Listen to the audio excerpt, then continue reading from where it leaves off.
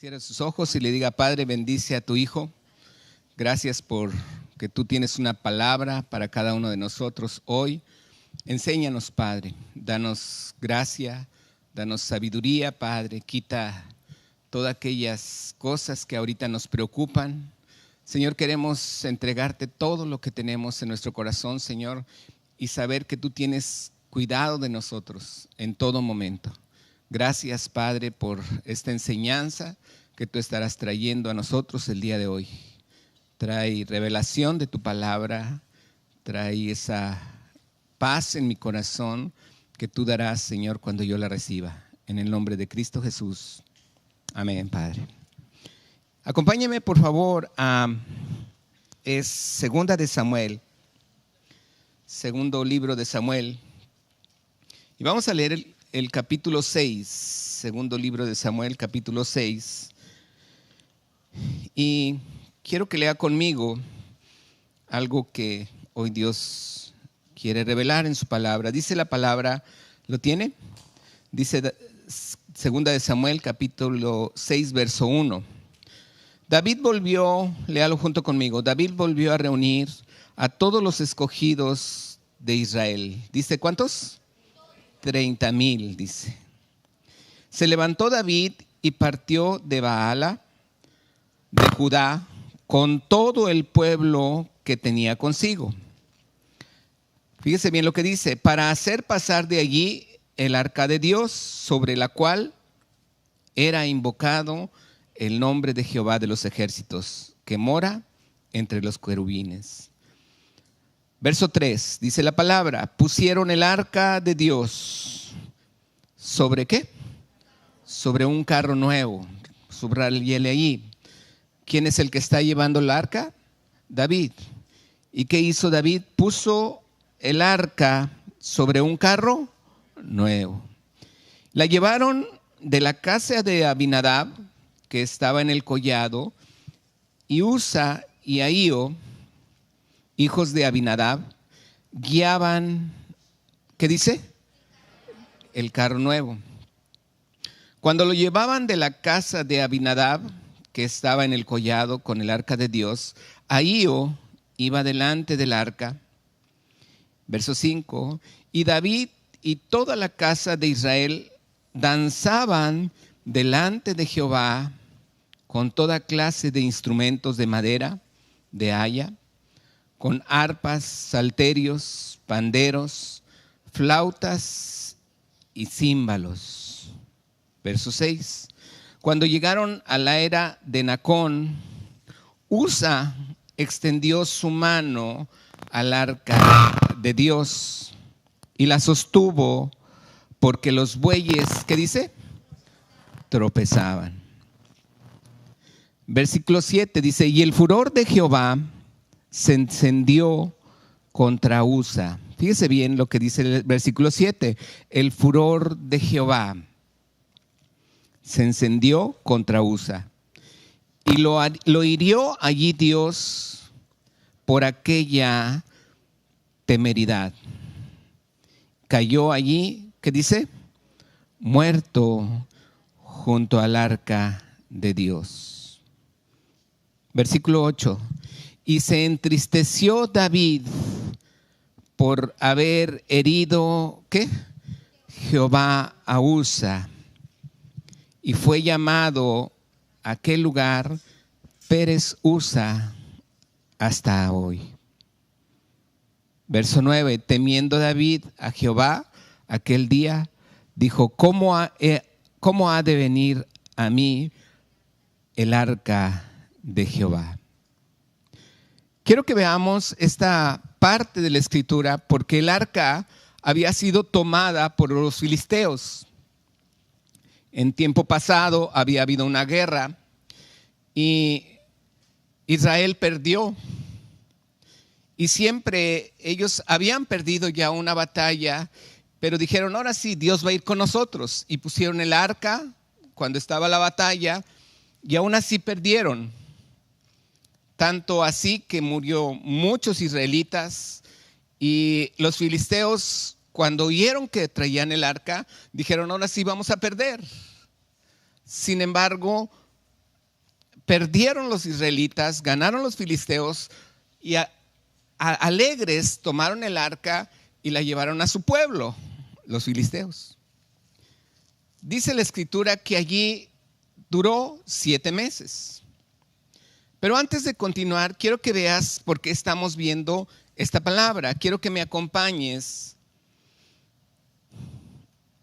a Juan capítulo 4, y es una escritura que ya muchos conocen, donde me habla precisamente de un momento donde Jesús está hablando con la mujer samaritana. Juan capítulo 4, y dice la escritura, versículo 19. Dice, le dijo la mujer a Jesús: Señor, me parece que tú eres ¿qué? Profeta. Verso 20. Nuestros padres adoraron en este monte, y vosotros decís que es en Jerusalén es el lugar donde se debe ¿qué? Adorar. Aquí la mujer le está diciendo a Jesús dónde se debe de adorar. Aquí, en Samaria o en Jerusalén. La interrogación de una mujer que conocía a Dios, sus padres le habían enseñado que era en Samaria. Pero también los judíos decían que no era en Samaria, sino que era ¿en dónde? En Judea. Entonces, ella está confundida de decir dónde se debe de adorar. La pregunta de ella, ¿cuál era? Es ¿en dónde se debe de qué? De adorar. ¿Si en Samaria o en Judea? Jesús le dijo: mujer, créeme, versículo 21, créeme que la hora viene cuando ni en este monte ni en Jerusalén adoraréis ¿qué? Al Padre. Versículo 22, Jesús le dice: vosotros, los samaritanos, adoráis lo que no sabéis. Fíjese bien, medite en cada palabra que estamos viendo. Y Jesús le dice: nosotros adoramos lo que sabemos, porque la salvación viene de los judíos. Jesús está refiriéndose a sí mismo. Jesús le está diciendo: la salvación viene de nuestro pueblo, porque Jesús mismo era judío. Dice la escritura, verso 23, mas la hora viene y ahora es cuando los verdaderos adoradores adorarán al Padre en espíritu y en verdad, porque también el Padre tales adoradores busca que le adoren. Dice la palabra, versículo siguiente, Dios es ¿qué? Espíritu. Y los que le adoran en espíritu y en verdad, es necesario, repita conmigo, es necesario que adoren. Cuando vemos esta escritura, no me está diciendo Dios cómo debo de adorar. El tema principal no es cómo adorar, sino es dónde debo de adorar. ¿Y qué le contesta Jesús? El lugar no es importante. ¿El lugar qué? No es importante, porque un verdadero adorador adora en cualquier lugar. ¿Cómo debe de adorar? En espíritu y en verdad. Aquí quiero que veas algo que en muchas ocasiones nosotros hemos pasado desapercibido lo que dice la palabra. Dice la escritura que Jesús le dice: nosotros adoramos lo que sabemos. ¿Por qué? Porque Jesús mismo en esta palabra, en este tramo de la palabra, Él dice que la salvación viene de los judíos. ¿Estás aquí? Ahora, fíjese bien, versículo 22, léalo junto conmigo. Dice: vosotros adoráis lo que no sabéis. Nosotros adoramos lo que sabemos, porque la salvación. Entonces, ¿qué necesitaba ella? Según este versículo, ¿qué es lo que Jesús le está diciendo? Tú necesitas algo primero.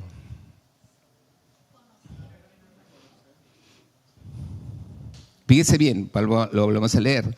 Vosotros adoráis lo que no sabéis. Nosotros adoramos lo que sabemos, porque la salvación viene de los judíos. ¿Qué le está diciendo a ella? ¿Qué necesita? Salvación. Lo que ella primero necesitaba era salvación. Porque ellos adoraban en Judea, porque ellos conocían la salvación y Jesús mismo era el Salvador. Él le dice a Jesús: ustedes no conocen ni saben quién es el Salvador. Nosotros lo conocemos, tú no lo conoces. Lo que tú necesitas es salvación. ¿En qué necesitamos salvación usted y yo? No en mi espíritu. Recuerde que usted y yo somos espíritu, alma y cuerpo. De los tres, ¿qué necesita salvación? ¿Cuáles necesitan salvación? Mi alma y mi cuerpo. Pero realmente, cuando usted y yo ya hemos creído en Jesucristo en nuestro corazón, automáticamente dice la palabra que usted y yo ya tenemos vida eterna. ¿Está aquí? Dice la palabra: el que tiene al Hijo, tiene a la vida. El que tiene al Hijo, tiene la vida eterna. Entonces, si usted y yo tenemos a Cristo en nuestro corazón, mi espíritu no necesita salvación, simplemente Él ya es salvo, Él ya tiene la salvación, y si yo me muero, voy a estar con Él. ¿Estamos aquí? Entonces, ¿qué es lo que ella necesita? Salvación. ¿En qué aspecto? En los tres.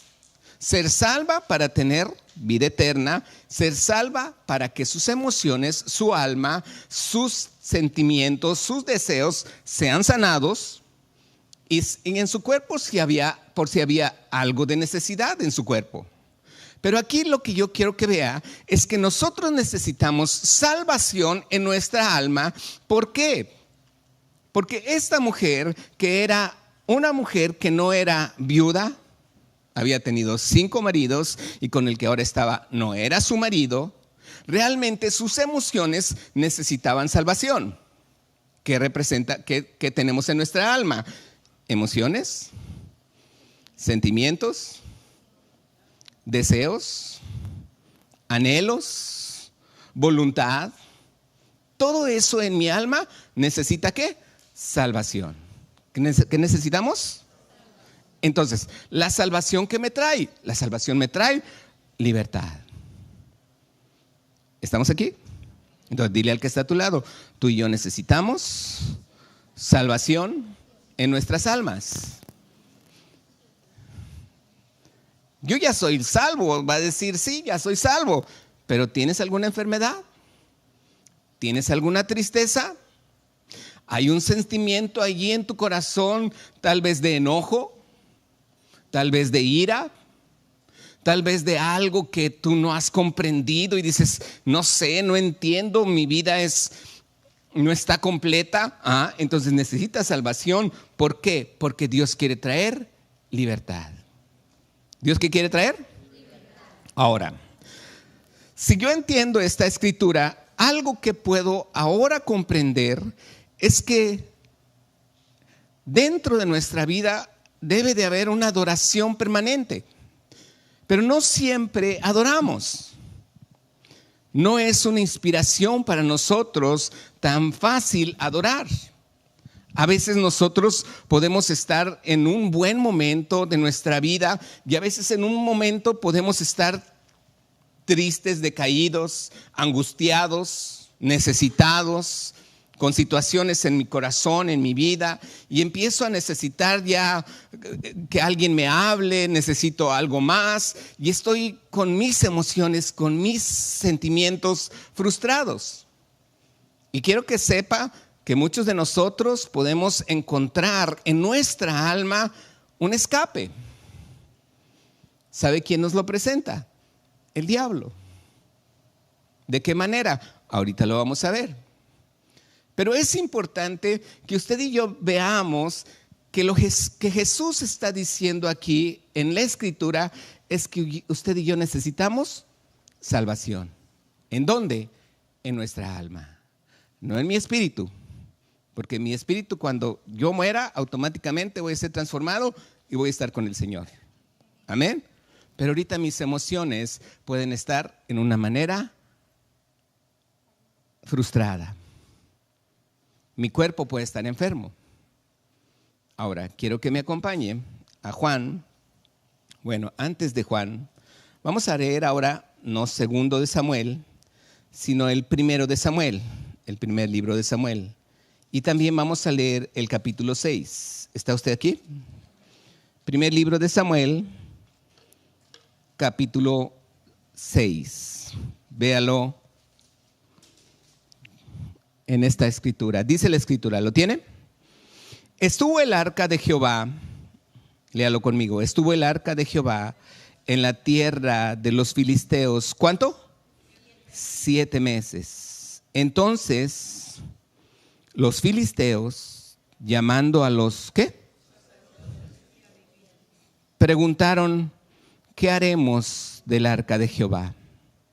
Hacednos saber de qué manera la hemos de volver a enviar a su lugar. Voltea para acá. Cuando el pueblo de Israel perdió la guerra, ellos agarraron el arca y se la trajeron a su tierra, a su pueblo, felices. ¿Sabe dónde la pusieron? En su templo. El templo del Dios de ellos se llamaba Dagón. Y lo pusieron enfrente de él, estaba su templo, estaba su estatuilla, su estatua, y pusieron enfrente el arca de Jehová como un trofeo para su Dios.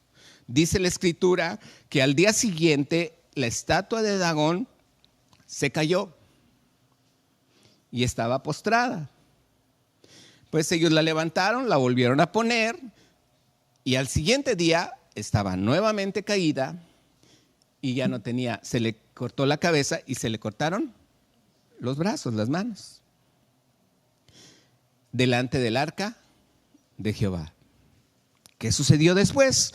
Algo interesante. Durante esos 7 meses, el pueblo de los filisteos empezaron a tener problemas de tumores. Tenían hemorroides también, más para que sea el grado que tenían. Por más que creían que podían hacer algo, no podían hacer nada. ¿Qué quiere decir? Que el arca del pacto de Jehová, estando en una tierra de ellos ya no la quisieron. Dijeron, ¿sabes qué? Son puros problemas con esta arca. El Dios de Israel está enojado con nosotros. Y dijeron, vamos a regresársela a los israelitas. ¿Qué hicieron?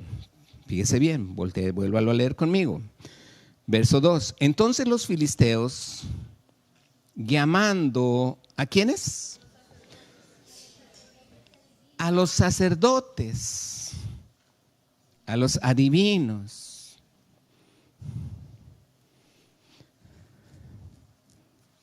Qué tremendo, ¿verdad?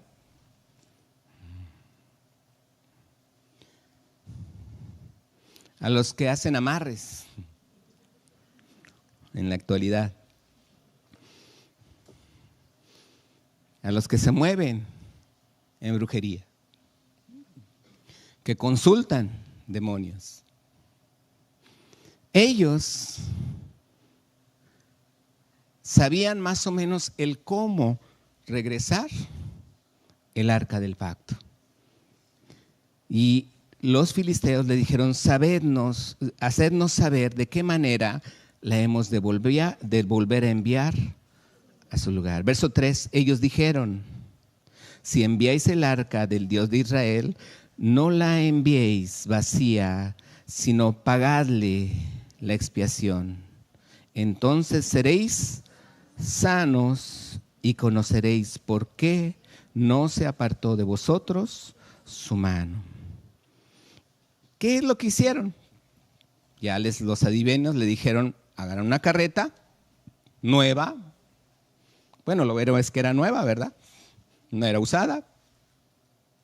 Pusieron allí unos ratones, porque se creía que los ratones en aquel entonces es como la peste negra, lo que estaban viviendo.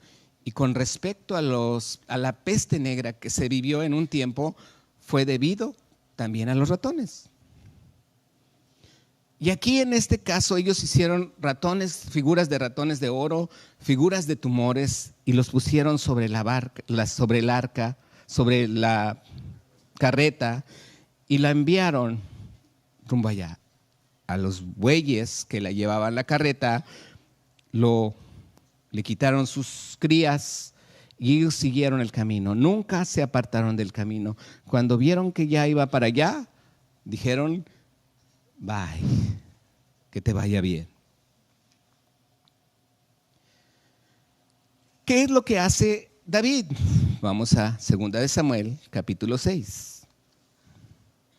Nuevamente, 2 de Samuel, capítulo 6, no al primer libro, al segundo, el que leímos al principio. Dice la Escritura. Se levantó David, verso 2. Perdón, vamos a leer el versículo 3. ¿Cuánto tiempo duró el arca con los filisteos? Ok, verso 3 dice, pusieron el arca de Dios sobre un carro, ¿qué? Ok, ellos hicieron lo mismo. Y la llevaron a la casa de Abinadab, que estaba en el collado. Y Usa y Ahío, hijos de Abinadab, ¿qué dice? Guiaban el carro. Fíjese bien, ¿qué es lo que trae la presencia de Dios a nuestras vidas? ¿La alabanza? Le pregunto, ¿qué trae la presencia de Dios a nuestra vida? ¿La alabanza? ¿La adoración? ¿Qué trae la presencia de Dios a mi vida?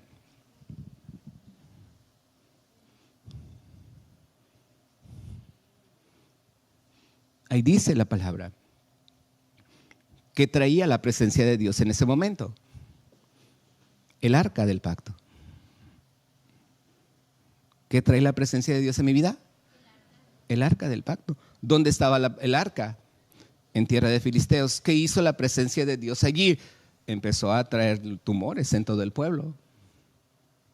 Hizo que la estatua de Dagón cayera. Entonces, ¿dónde estaba la presencia de Dios? ¿En Israel? ¿Porque allá le alababan?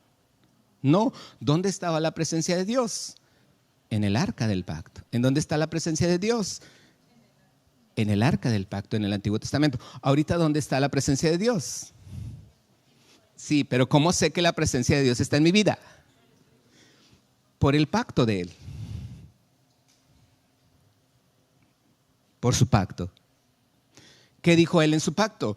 Yo estaré contigo todos los días.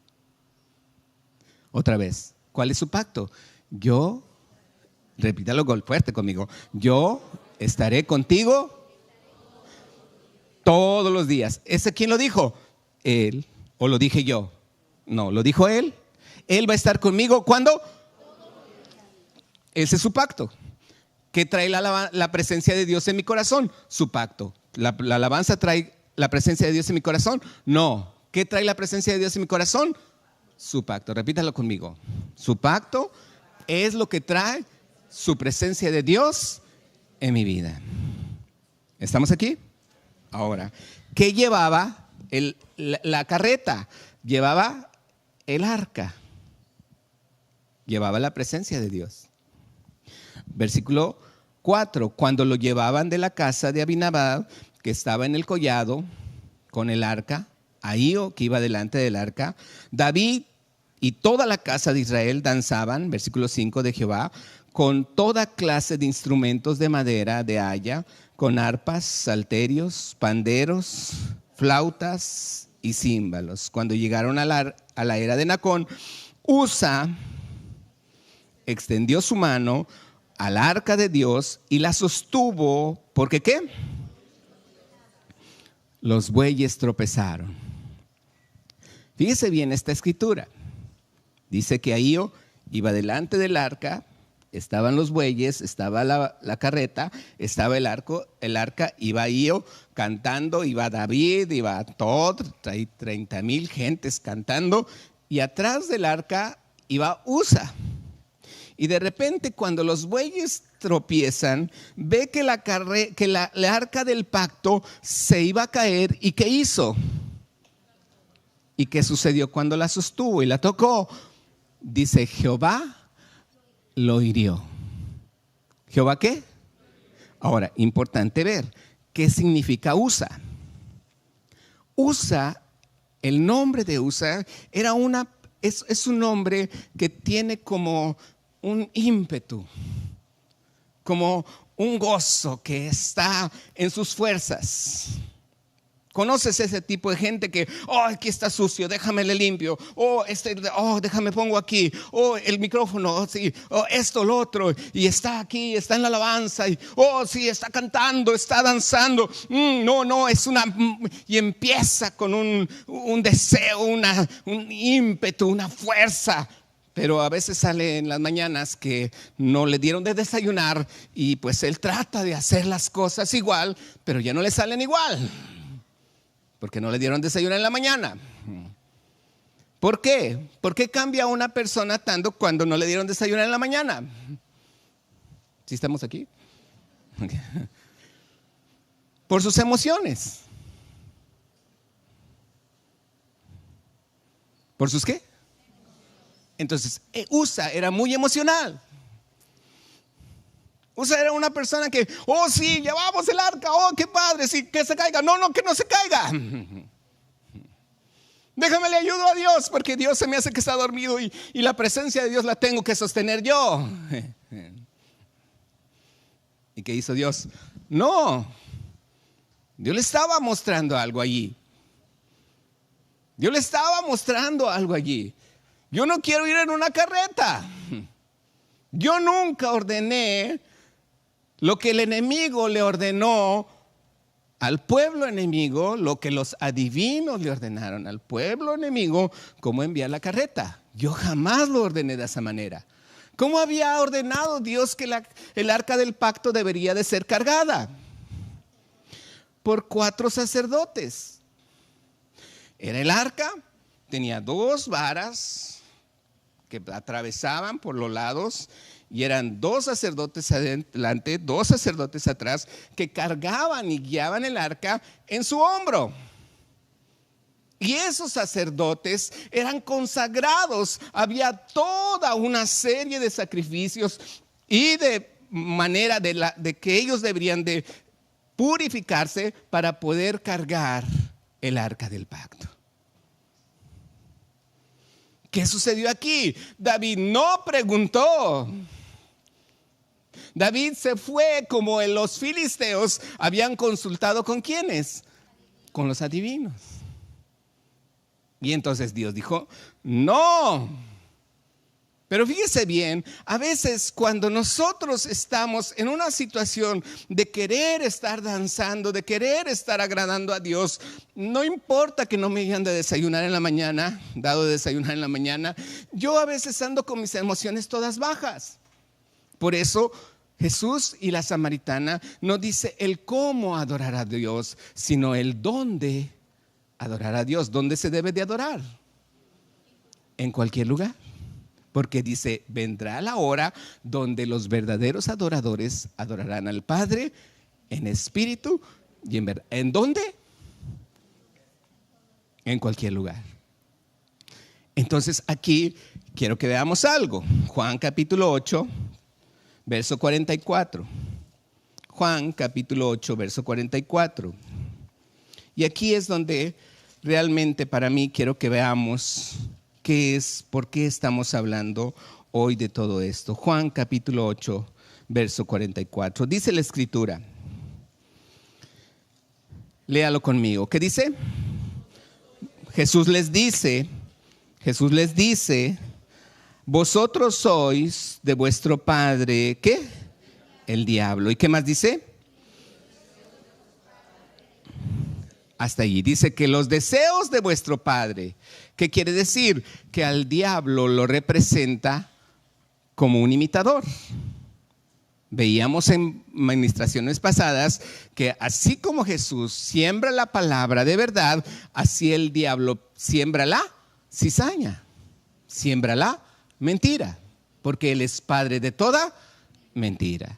Entonces, fíjese bien, Él no le interesa, escúcheme bien, al diablo no le interesa el tipo de música, el género de música. A él no le interesa el género de música. A él lo que le interesa es sembrar en nuestra vida una semilla. ¿Cuál es la semilla que a él le interesa sembrar? ¿Cuál? Mentira, cizaña. Hay algo más que el diablo quiere sembrar. ¿Cómo? Fuerte, dígalo. Duda, temor, ¿qué más? ¿Qué más? Desánimo, ¿qué más? Herida, rebeldía.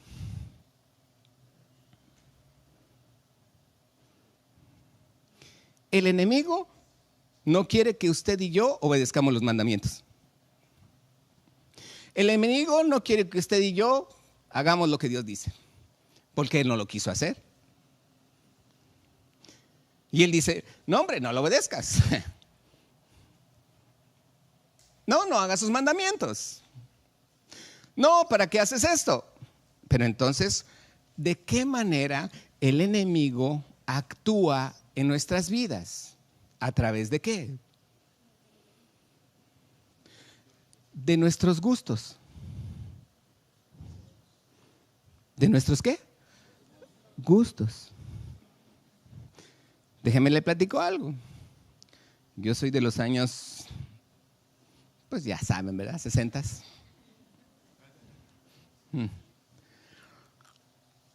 Vienen en los 60s gustos de la música, gustos de peinados, gustos en los que muchas veces vemos la forma en la que se peinaban antes. Yo recuerdo que mi papá se echaba brillantina. ¿Usted recuerda eso? Y traían el cabello así, bien, es aceitoso. Recuerdo que en muchas ocasiones las mujeres traían unos peinados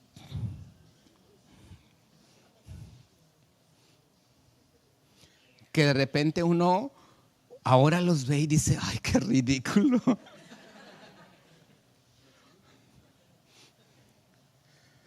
Y hay muchos gustos, pero ¿qué hace el enemigo? Recuerdo que antes la música era, wow, muchos grupos, donde los gustos el diablo los sembraba, y digo el diablo porque realmente es lo que hace la música. Desde Nabucodonosor, cuando le dijo en Daniel 3 a Daniel y a sus amigos que si no se postraban delante de la estatua, al sonido de tambores, al sonido de trompetas, de bocinas, de la alabanza, se tenían que postrar y ¿qué? Adorar ¿a quién? A una estatua. ¿Qué estaba diciendo? Rebélense, no adoren a Dios. La música es la forma en la que el enemigo hace que yo no voltee a ver a Dios y voltee a ver las cosas de este mundo. Es lo que el diablo realmente necesita para que yo en mi vida pueda alcanzar a tomar uno de los deseos, dice, de vuestro padre, el diablo. Nadie nos enseña cómo adorar. A veces vamos a una iglesia y hacemos lo que el otro hace. Adoramos porque el otro lo hace. ¿Realmente es como Dios quiere que aprendamos a adorar? No, Porque la palabra de Dios dice que los verdaderos adoradores adorarán al Padre en espíritu y en verdad. Cuando yo conozco de quién viene mi salvación y yo sé que Él es mi Salvador, Él es el que me enseña cómo adorar. ¿Estás aquí? Él es el que me enseña ¿qué? Cómo adorar. Yo no sé si en muchas ocasiones sea la música o no, pero mi mente, mi corazón no está guiado por la música. Porque si mis sentimientos yo fuera como USA, de repente diría: ¡ay, Pablo, esa canción no la hubieras cantado! También que íbamos por acá, ¿por qué metiste esa otra? ¿Sí me estoy explicando? Porque mis gustos son muy diferentes los gustos a los de él o a los del otro. Ah, no, a mí me gusta cómo adora fulanito porque hoy él está así. Y no me gusta el otro porque él está así. Y tampoco me gusta como y entonces a mí me gusta más el. Y entonces empiezan los gustos. ¿Qué es lo que hace el enemigo? Siembra. ¿Qué siembra? Rebeldía. ¿A través de qué? De la música. ¿A través de qué? ¿Quieres saber por qué su hijo está en rebeldía? Escuche la música que él escucha.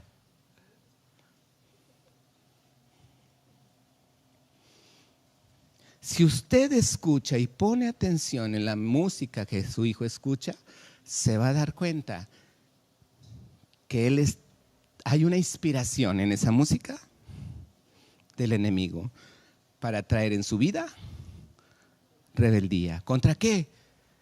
Contra todo lo que haya mandamiento. Contra su autoridad como papá, como mamá.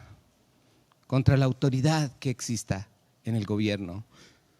La música es la única parte en la que el enemigo quiere actuar para que usted y yo seamos sembrados por una amargura, por una rebeldía. Y nacen muchos gustos.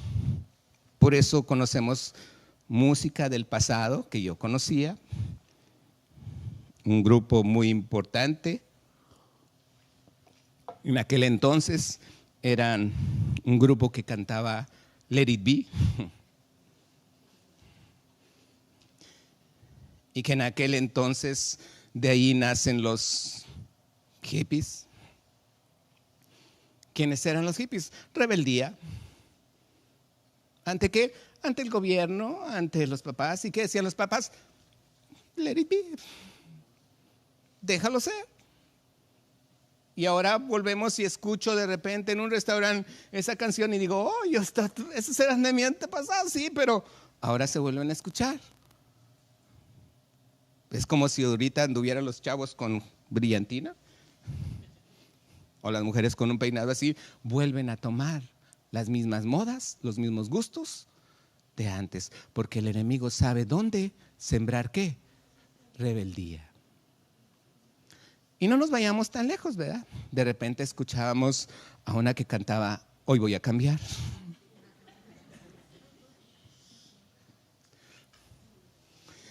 O a otro que cantaba 40 y 20.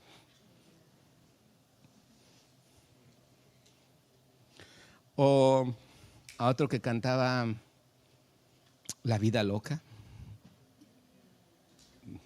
Así nos acordamos, ¿verdad? Yo sabía que se acordaba.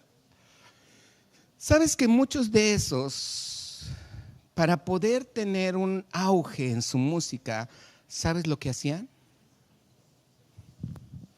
Consultaban. Hacían ritos satánicos. Lo siguen haciendo. Hace muchos años, cuando Yuri se convierte, Yuri comparte eso. Y ella dice, ahí andábamos. Y claro que pues, muchos se enojaron, ¿verdad? ¿Cómo te atreves a decir? Sí, pues les caló, les dolió. que les descubrieran su manera. ¿Por qué? Porque el enemigo trata de captar los gustos, de tomarme en esos gustos, de ir sembrar él un gusto en mi mente, en mi corazón, de saber que allí es donde a mí me gusta o no me gusta ese tipo de alabanza o ese tipo de adoración. Dios no quiere que yo esté enfocado en un gusto, porque los verdaderos adoradores adoran al Padre. ¿Cómo? Y en verdad no dice en emociones. Segunda de Samuel, capítulo 6, voy a pedirle al del teclado que pase. Segunda de Samuel 6. Dice la Escritura, acompáñeme. Y vamos a leer el versículo 7. Segunda de Samuel 6, 7. El furor de Jehová se encendió ¿contra quién? O sea, ¿quién era Usa? ¿Qué significaba Usa? Contra el ímpetu. Contra él. Por sus fuerzas. No, es que esto. Dice Dios, no. No es así, le dijo. Dice, hirió que el furor que tenía Usa, el ánimo, la animosidad. Decía, no es así. Está diciendo, no es así. Y dice la Escritura que allí murió ese ánimo, y fíjese lo que causó. Versículo 8. ¿Qué dice? Ok. ¿Se qué? Se entristeció. Entonces, la palabra aquí, entristecer, es un poquito más profundo. La palabra entristecer, más que nada en el original, se traduce como un disgusto, una molestia. Y ese es el punto para muchos de nosotros. Cuando venimos a adorar a Dios, a veces no cantaron la que yo cantaba. No cantaron la que a mí me gusta. Discúlpame, la alabanza no es para que te guste a ti. La alabanza es para que le guste a Él. Nosotros no podemos guiarnos en la alabanza de acuerdo a mis gustos. Debo de guiar mi vida de acuerdo a los gustos de Dios. Jesús dice, mis gustos son muy diferentes a los gustos del diablo, porque mis gustos son los de mi Padre, dice Jesús, no las de vuestro Padre. Y Dios quiere que cada vez que tú y yo entendemos que si hay un momento en mi vida, esto es muy visible en muchos grupos de alabanza. Aquí no pasa, gracias a Dios. Mi esposa siempre cuida qué alabanza, qué adoración se debe de cantar. Mi esposa, cuando yo iba a una reunión en Saltillo, todas las reuniones que íbamos en Saltillo, siempre yo cargaba una guitarra, porque siempre ella tocaba una alabanza al principio. Que hace como unos 3 meses le reclamé y le digo, oye amor, que hace mucho que no tocas la guitarra.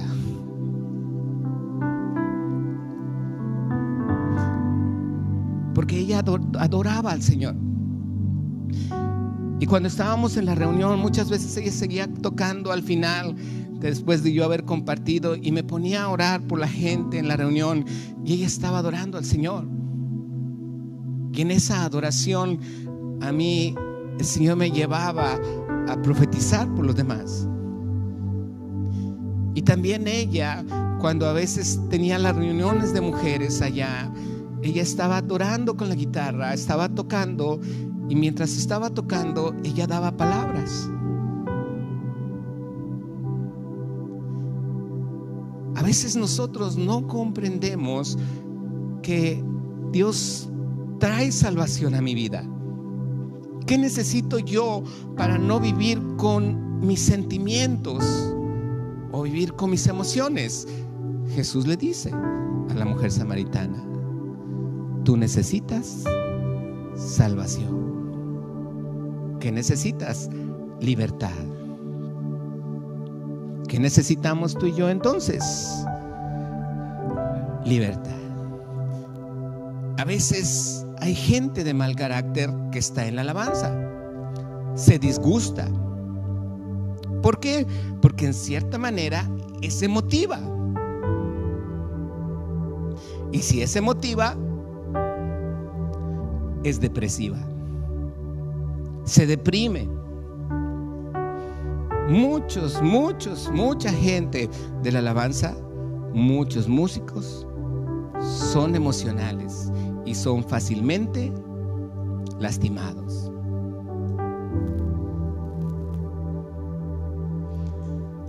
Dios quiere que alabemos, que lo alabemos a Él, no con el motivo de nuestras emociones o nuestros sentimientos, simplemente con un solo motivo. ¿Cuál es ese motivo? Adorar a quien conocemos, a nuestro Padre Celestial. Muchas veces podemos ver lo que dice en Santiago. Estoy por terminar, Santiago capítulo 1. ¿Sí sabe dónde está Santiago?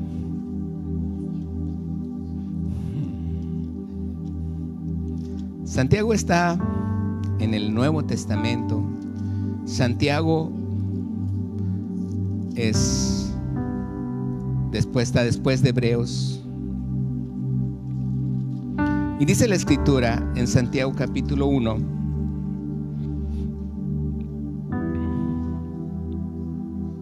y voy a leer el versículo, creo que lo perdí. Aquí está. Verso 13.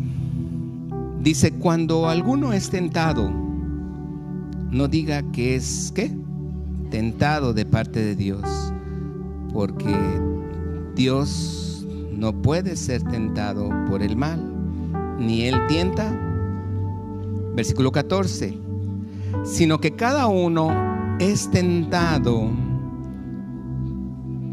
cuando ¿qué? De su propia ¿qué?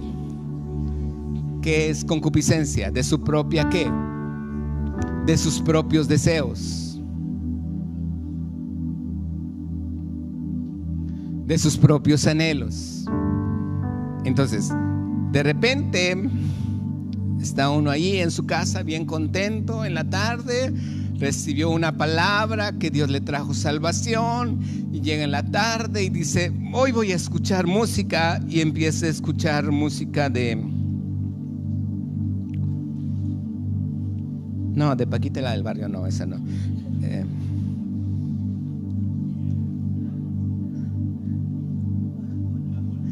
Bad Bunny. No sé quién es eso, es de la moda de ahora, yo no lo conozco. Algunos somos de los tiempos pasados, ¿verdad? Y nuestras modas son más de los Beatles, no, de los Bee Gees, de...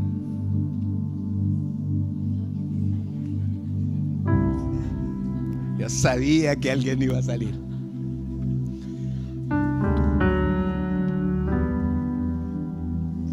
Y ya casi estamos así.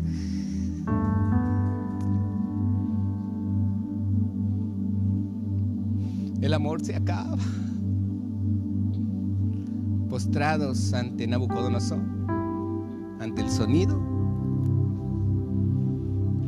de las trompetas. Y ahí está el diablo sembrando gustos. ¿Por qué? Porque es mi concupiscencia, es mi deseo. Qué difícil me es deshacerme de música del pasado. Porque, ¡wow! Aquellas épocas. Pero Dios nos quiere íntegros con Él. ¿Qué necesitamos entonces? Salvación. Último versículo, Colosenses.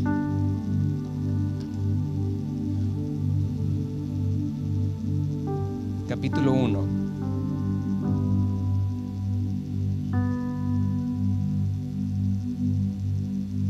Versículo 10. Vamos a leer del 10 al 13. Del 10 al 14. Léalo conmigo. Para que andéis como es digno del Señor. ¿Qué más? ¿Qué más?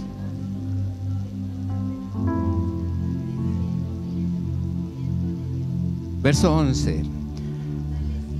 Con todo poder, conforme a la potencia de su gloria, para toda paciencia y longanimidad. Verso 12. Con gozo, dando gracias al Padre, que nos hizo aptos para participar de la herencia de los santos en luz. Verso 13. El cual nos ha librado de la potestad. Otra vez esa parte. El cual nos ha librado de la potestad de las tinieblas y trasladado al reino de su amado Hijo. Verso 14. En quien tenemos redención por su sangre, el perdón de pecados. Él nos ha salvado de todo eso. Él ha traído salvación a nuestra vida. Él es digno de ser alabado. Él es digno de que entendamos una cosa. Hay cantos que nosotros mismos santificamos. Hay cantos que a veces decimos, ¿sabías que hubo en su tiempo cantos, incluso hay en la actualidad cantos en Estados Unidos que las cantan no en una iglesia, porque no todos son cristianos, pero que se saben cantos cristianos? Y de repente en un lugar me ha tocado ver un video que me mandó una persona en una plaza, donde de repente la gente empieza a cantar un canto cristiano, no porque todos sean cristianos, sino porque todos conocen ese canto cristiano.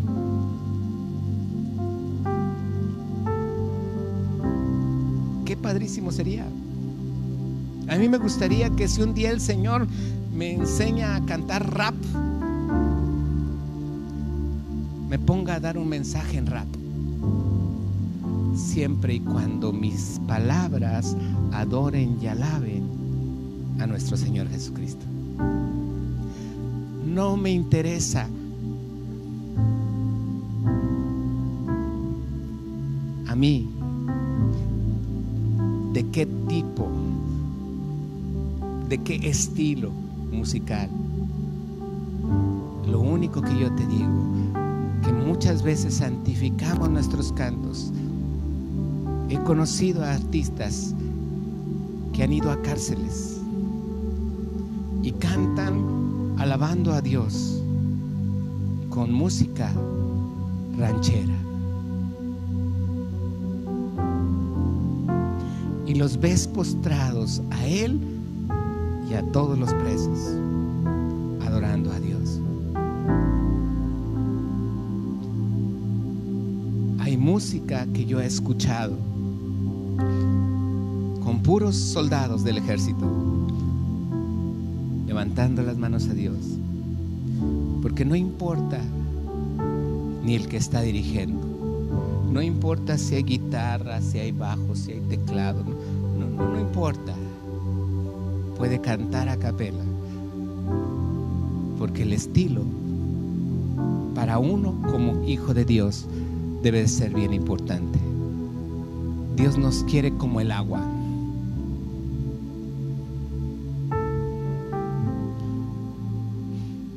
Dice uno transparentes, no te preocupes, porque a veces le echamos culé. No importa, como sea, porque a lo mejor a uno Dios le dice el Espíritu Santo, sabes que allá por aquel lado le gustan este tipo, y él las canta, porque el Espíritu Santo le dice a él, quiero que en esos gustos también traerlo. Y de repente a otro estilo, aquel, y Dios lo alcanza. Hay tanta gente que conozco que ha dicho, nunca pensé que en el cristianismo hubiera tanta diversidad de estilos. Pero ojo, no es por un estilo por lo que trae la presencia de Dios. ¿Qué trae la presencia de Dios en mi vida? El pacto. Nada más. ¿Por qué digo que tenemos que ser como el agua? Porque digo que Él tiene que ser como el agua, el que dirige. Porque el agua es insabora, incolora, inodora. Y si es masculino, pues es inodoro. ¿Qué quiere decir? Que no sabe, que Él no tiene un gusto por algo especial. Él, lo que Dios le diga, la forma, el estilo que Dios le diga, Él lo va a cantar. Tú y yo tenemos salvación. Él no me dice cómo, porque puede estar la gente danzando y puedes tú ver ahí a alguien hincado llorando, adorando igual que todos los demás. Dios nos quiere en ese tiempo de nuestra vida, adorándole a Él, no siendo rebeldes. Escucha la música, a lo mejor que tú mismo oyes, ponle atención. Te vas a dar cuenta que mucha de ella nos lleva en rebeldía, aún en contra de nuestras autoridades. Y por eso mismo se levantan las masas, porque el diablo ya sembró rebeldía en todos. ¿Ante qué? Ante todo lo que se llame autoridad. Esa semilla la siembra el diablo. ¿A través de cuál música? De la que quieras, de la que sea, la que te gusta. Es que a mí me gusta el jazz, esa también la puede usar. Es que a mí me gusta el tango, también allí. Me gusta el rock, sí, también allí. Me gusta la clásica, también allí. Porque una cosa te digo, si tú tuvieras un bochito para manejar y eres bueno para manejar, eres una bendición. Pero si eres malo para manejar, vas a ser un desastre. Pero si tuvieras un Cadillac y eres bueno para manejar, es una bendición. Pero si eres malo para manejar, aún con el Cadillac vas a ser un desastre. Entonces compramos un bochito, un Nissan. No importa el carro que compres. Así es la música. No importa lo que te escuche. Lo importante es por quién viene la inspiración.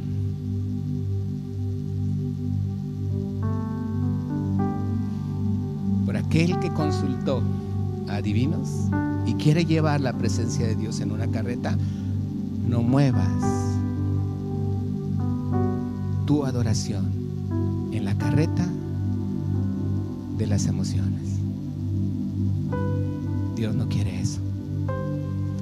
Dios ha traído salvación para adorar a Dios con espíritu y en verdad.